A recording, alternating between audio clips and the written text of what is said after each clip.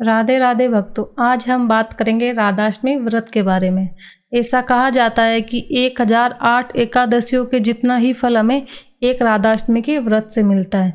ऐसा कोई भी कार्य नहीं है जो राधाष्टमी के व्रत को करने से नहीं फलीभूत हो सकता। तो हमें राधाष्टमी का व्रत जरूर से करना चाहिए।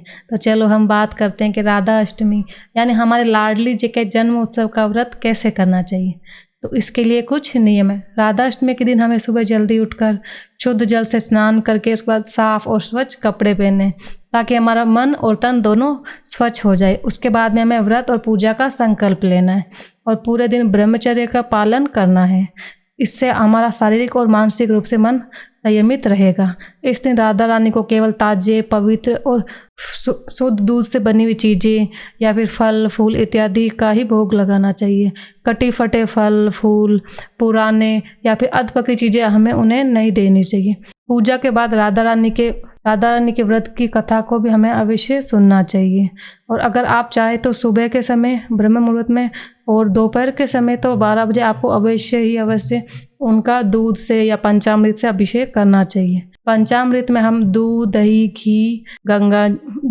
घी, शहद आदि लेते हैं, तो आप उससे भी उनका अभिषेक कर सकते हैं। और अगर आपके घर पे राधा रानी का स्वरूप नहीं है तो फिर आप चाहें तो लड्डू गोपाल जी को भी राधा रानी मानकर उनकी भी उसी प्रकार से पूजा कर सकते हैं, क्योंकि राधा रानी और कान्हा जी तो एक ही होते हैं। व्रत खोलने का समय खास होता है, इसलिए हमें पारण के समय का भी अवश्य रूप से ध्यान रखना चाहिए, जो मैं आपको आखिरी में जरूर से बता दूंगी। चलो बात करते हैं उसके बाद। और इस दिन हमें राधा रानी के लिए खुद अपने हाथों से साफ स्वच्छ कुछ ना कुछ अच्छी चीज़ें बनानी चाहिए, जैसे खीर, हलवा आदि।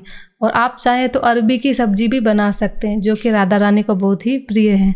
और व्रत खोलते समय हमें शुभ मुहूर्त का इंतज़ार करना चाहिए, ना ही उससे पहले और ना ही बाद में खोलना चाहिए। और व्रत खोलते समय हमें जल्दबाजी बिल्कुल भी नहीं करनी है। और जो भी भोग हमने राधा रानी के लिए बनाया था, उन्हें जो भी अर्पित किया था, उसी भोजन से हमें व्रत खोलना चाहिए। और व्रत खोलने से पहले हम चाहें तो गौ सेवा में कुछ अपना योगदान दे सकते हैं और ज़रूरतमंदों को अन्न वस्त्र दान कर सकते हैं, गायों को चारा डाल सकते हैं, घर के बुजुर्ग और वरिष्ठों का आशीर्वाद भी ले सकते हैं। इससे हमारे जीवन में खुशहाली ही खुशहाली आती है। और इस दिन हमें क्या नहीं करना चाहिए तो वो मैं आपको बता देती हूँ।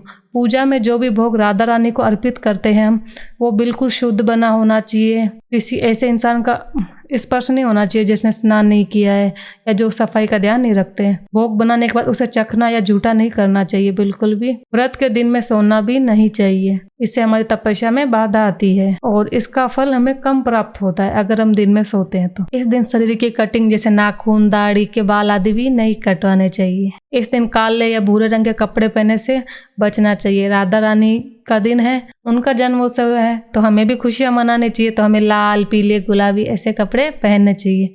इन्हीं रंगों के वस्त्र पहनना शुभ माना जाता है। और अगर आपके घर में उनका विग्रह है या मूर्ति है तो आप उनके लिए भी ऐसे ही रंग के कपड़े ला सकते हैं, लाल या पीले रंग के। पूजा करते समय महिलाओं को बाल बांध कर रखने चाहिए और सिर को चुन्नी से ढक के रखना चाहिए। इस बात का ख्याल तो हमें हमेशा ऐसे रखना चाहिए कि अगर हम कोई भी पूजा पाठ कर रहे हैं या किसी मंदिर में जा रहे हैं तो हमें अपना सर अच्छे से ढकना चाहिए। उसके बाद ही हमें पूजा पाठ करना चाहिए। राधाष्टमी की तिथि के दौरान हमें बाल भी नहीं धोने चाहिए। अगर आवश्यकता है तो हमें पहले धो लेने चाहिए। इसके बाद बात करते हैं राधाष्टमी कब है। तो राधाष्टमी है 31 अगस्त को 11 बजे से लेकर दोपहर 1:30 बजे तक रहेगी। सुबह 11 बजे से लेकर दोपहर 1:38 तक रहेगी।